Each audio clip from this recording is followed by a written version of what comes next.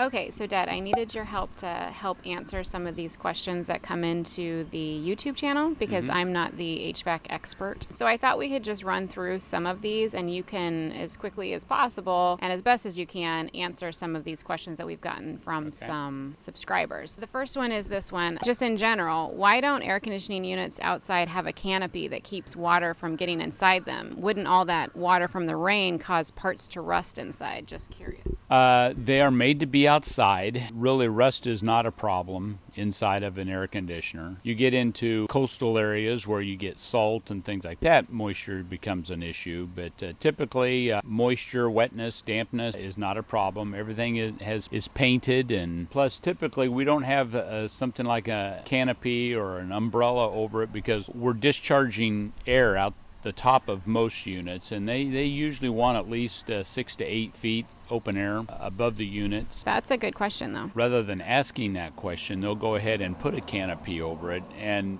not have enough clearance about, So we run into that too. People put their air conditioner under the deck or something like that, and it will really not have enough air flow around it to properly ventilate.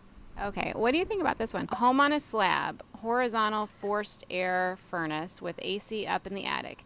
This home has one zone. I believe no manual damper like you described in your video. What is the best way to pull more hot air on first level? Second floor, too hot, even with vents closed. Vents are on ceilings, both floors. Does that make sense? And then somebody else says that they had the same question underneath that. If I'm understanding this properly, through your attic, you have a single duct system. You're feeding both the first and second floor. So one way would be, this gets a little time consuming, and you certainly want to do it in a time of year where it's not too hot upstairs, is start identifying. You should be able to identify off your main trunk which ducts go to the first floor, and they will typically go down a wall space. They'll go down a wall space in the second floor and then offset over to the ceiling of the first floor. But you can identify those, and you can put a damper in every single run that comes off that trunk that goes through your attic. Actually, my home, I have 4 comfort zones in my home. I have one duct system that goes through my basement. It's servicing all zones, so I have a damper in every single run that comes off the main trunk. They are then tied together via the different zones, so it is possible. It's not unusual to do that, but it takes a little detective work, and the attic isn't the most comfortable place to do it, but you can do it. You can absolutely do it. Continuous airflow helps a lot, but it sounds like you're doing a good job as far as you're able to shut off the air to the second floor. The other thing you could try and do is just doing it manually as well. Manually close off registers. It looks like he closed off the vents, meaning a register probably. Yeah. So you're on the right track there, is doing it that way. But no, you can put a damper in each and every takeoff that's up in the attic. Are dampers difficult to install if you don't have any? Usually not. No, usually not, but it's usually an uncomfortable place to work, and so you don't want to wait till July to do that. Yeah, we have all kinds of options for dampers. Just regular round dampers that go in 6, 7, 8-inch runs that come off that trunk, but you can get rectangular dampers. You can do a lot. Another thing is, after you identify all the first floor and second floor runs in the attic, sometimes you can modify the ductwork and maybe put a second duct up there and say, oh, look, I could take all these runs and run them off this duct and leave the existing ones on the duct that is already being servicing them. So there's a number of things you can do after you identify what you've got there. Hello, I have 2 new Rheem electric units inside and out. I'm in San Antonio, and we got down to 19 degrees with 6 inches of snow. Now I understand the unit will run all the time to keep my house at 70 degrees because of our video there. However, the temp inside got down to 56 degrees. I even tried to put it on emergency heat, and it stayed the same after 3 hours. One unit is a 4-ton, and the upstairs unit is a 3-ton. Every time I call, they say there is not enough heat outside. I called a friend that has a similar size house and a heat pump, and the unit he has the house at 71 degrees. What can be causing this? Am I being fed a line of BS? Oh, and the upstairs unit only gets to 64 degrees. What say you? I could do the research and look up what design conditions are for San Antonio. And so I don't know if this 18 degrees or 17 degrees, whatever it is dramatically colder than what your design conditions are. However, having said that, whatever your design conditions are, we size your equipment for you to be comfortable. In the part of the Midwest I'm in, design conditions are 0 degrees. I pick what temperature I want to maintain inside the house. We design a system, size the system, the equipment, to be able to maintain 75 degrees when it is 0 degrees outside. In San Antonio, it doesn't sound to me like you're expecting too much from your system. It doesn't. Oh, and the other thing is you've got a heat pump. So what he's referring to is there's not enough heat outside is, a heat pump utilizes the heat that is outside to heat your home. Yes, even when it's 20 degrees, we use that heat to heat your home. However, you should have enough supplemental capacity, meaning an electric furnace, a backup, a supplemental source of heat. Where I'm at, we put enough supplemental heat that if your heat pump failed completely, you're going to have a warm house. And I would have to think that that was done in San Antonio as well. So unless this 18 degrees is dramatically colder, off the chart colder than what San Antonio usually is, the design conditions. It sounds to me like either your supplemental heat is not working or not working completely, or someone's made a mistake, one of the two. Getting down to 56, that's still cold in the house. So I live in a double-wide mobile home and have ductboard as supply line in the attic and cold return, a total of 225 feet of duct. Getting a lot of dust, I think, from possibly holes in the duct and fiberglass particles.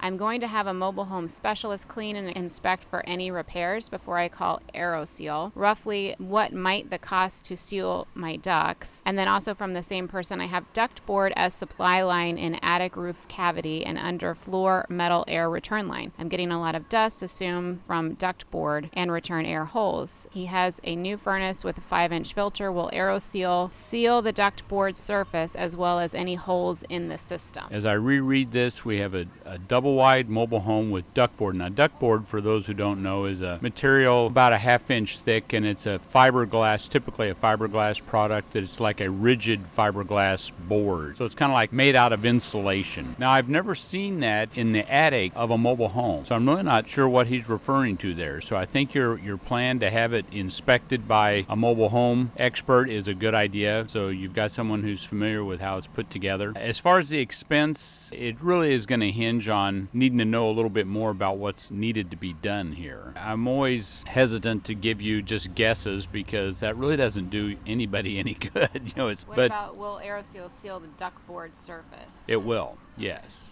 It will. And know that still on the inside of that ductboard, the Aeroseal product is kind of a tacky substance. The molecules are quite small. It's like a fog. However, it will stick to that material, and then beyond that, it starts sticking to itself. The sealant itself is much like a wad of bubble gum in the gaps and things like that. But it is best to have it inspected first. We always, on our jobs, manually seal real voids in the ductwork. If we see a flagrant gap, it's faster, cheaper to seal those by hand, actually. So I think you're on the right track. Talk to your expert and you're on the right track. Another question, what options do I have if I can't add a dual zone on a 2-story?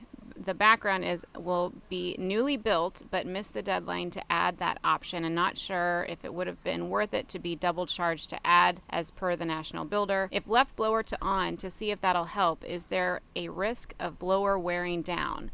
And then he also asks a follow-up question, mini split or dual zone, which is better, and difference in price if trying to cool for bedrooms? What I'm drawing from this question is you've had a new home construction, you've missed the deadline as far as having a second system installed in the upstairs. Every home is different, every layout is different. Sometimes that is the best and easiest way to zone the house. Personally, I like zoning one system for the multi-story house. I myself live in a multi-story home. I've got 4 zones, 1 furnace and air conditioner. That is actually my preferred way of doing it. The other thing is I would almost bet you have a designated duct going to that second floor, knowing that you either could have it built that way or not built that way. I have a feeling they've just run a single duct to that second floor. That really makes it, if that's the case, that makes it quite easy to zone electrically. Now, yes, you will improve the situation by running your blower continuously. Will I wear out a blower motor? Well, I guess so,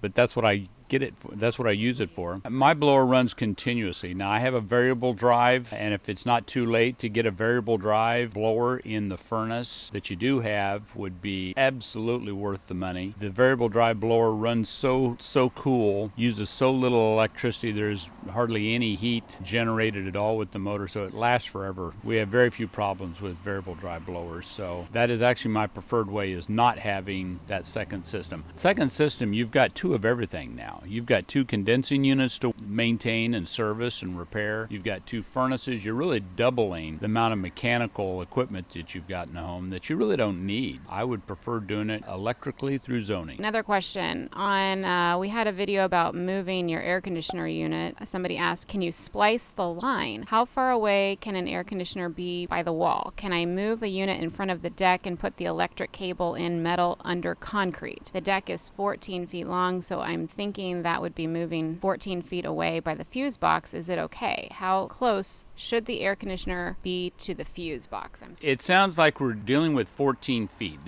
I think is the question. 14 feet is not a problem at all. Now, you're asking specific questions that you really want to talk to an electrician. It's more coding questions as far as conduit and concrete and things like that. You better talk to your local electrician about that. But simply, if I take it on its face that I'm moving it 14 feet further away from the breaker panel, no, that's not an issue for the refrigerant lines. That's not a problem for the wiring. You're going to want to have your electrician approve or disapprove putting it in concrete and things like that. I wouldn't have it. No opinion there. I think that there was another one. Oh yeah, this one. Hello, our AC unit trips the breaker. When we flip it back on, it starts and runs for about 5 seconds and then it trips the breaker again. Could the capacitor be the problem? You probably have an electrical problem, meaning electrical component controls. Capacitor falls in that category, so yes, it is possible. There's a multitude of other reasons you could be tripping the breaker like that, but yes, that is possible. A failed capacitor could cause it to trip the breaker like what you're describing, yes.